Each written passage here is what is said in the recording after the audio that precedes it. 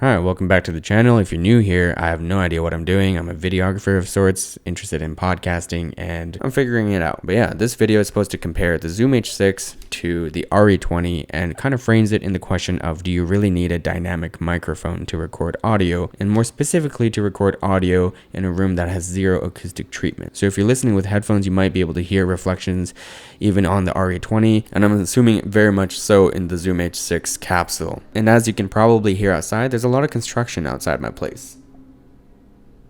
And that's where the idea for this comparison comes from. It's based off of my particular usage scenario. I really like the RE20. It's my favorite mic at the moment, and I much prefer it over the Shure SM7B, at least for my voice. However, during this period of self-isolation, I've been making a lot of videos and a lot of volume. But for me, I always have to set up and I always have to tear down, and it was becoming somewhat of a chore to set up the cloud lifter, the Zoom H6, the boom arm, and the mic itself. And so yesterday I actually recorded a video without the RE20 at all, and I just popped the XY capsule onto the Zoom H6 and relied on the shotgun mic on my camera. Needless to say, I wasn't really happy with the audio for that, but yesterday I had the Zoom H6 out of frame, so I was wondering if it would make any difference if I had it closer. So today I just tried hand holding it, but then when I was monitoring the audio, I heard a lot of the construction noise going on outside. I haven't even dragged it into Premiere yet, to be honest, so I'm kind of curious as to what the results are going to be like. But that's kind of where this question came from. Does the dynamic microphone, the RE20, does that isolate my voice to an extent that the Zoom just cannot follow?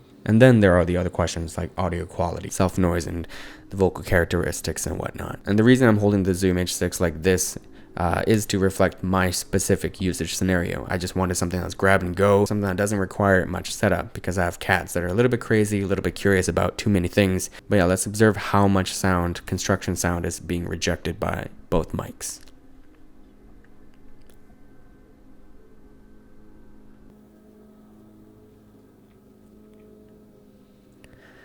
For context, my desk is right beside the window.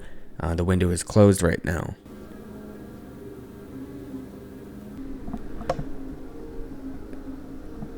Okay, so none of this audio will be post-processed or anything like that. I'll just probably raise the levels. That's actually one thing I did notice with the Zoom H6 capsule is that I don't know if I'm just missing something very, very obvious, but I actually don't know how to set the levels for this capsule because I can't see the screen. So I've actually just been using the selfie mode on my iPhone and looking at the levels that way and setting it. I'll just be normalizing the levels to -16 LUFS. Or LUFS, I don't know how to say it. I guess the only other thing is like proximity effect, speaking a little bit farther away.